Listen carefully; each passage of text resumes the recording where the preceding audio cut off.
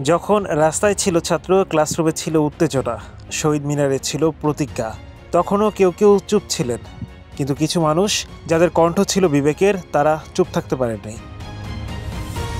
2024 সালের জুলাই বৈষম্য বিরোধী আন্দোলনে উত্তাল দেশ জুড়ে বিশ্ববিদ্যালয় ক্যাম্পাস। ঠিক তখনই জাহাঙ্গীরনগর বিশ্ববিদ্যালয়ের ইতিহাস বিভাগের অধ্যাপক গোলাম রব্বানী উঠে দাঁড়ালেন।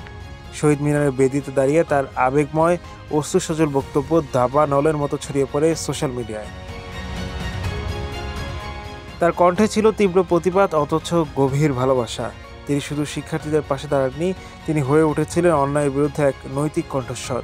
সেই কণ্ঠ যা সাহস দিয়েছিল হাজারো দ্বিধাগ্রস্ত মনকে। ঠিক এমনই একজন ছিলেন ঢাকা বিশ্ববিদ্যালয়ের অধ্যাপক সাইবা ফেরদৌস।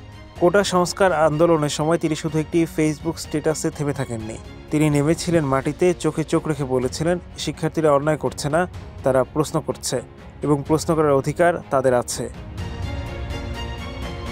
একজন নারী শিক্ষক হিসেবে তার এই অবস্থান হয়ে উঠেছিল এক অনুপ্রেরণার গল্প।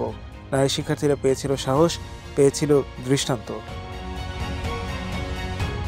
শিক্ষক মানে কেবল পাঠদাতা নয়, সময় এলে সত্যের পক্ষে দাঁড়ানো, এটাই একজন প্রকৃত শিক্ষকের পরিচয়। এই শিক্ষকরা চাইলেই চুপ থাকতে পারতেন, চাইলে নিরাপদ দূরত্বে দাঁড়াতে পারতেন, কিন্তু তারা বেছে নিয়েছিলেন আলো হয়ে বেঁচে থাকার পথ। তারা শিক্ষার্থীদের সাহস জুগিয়েছেন আর জাতিকে মনে করিয়ে দিয়েছেন, যেখানে বিবেক কথা বলে সেখানেই জন্ম নেয় ইতিহাস।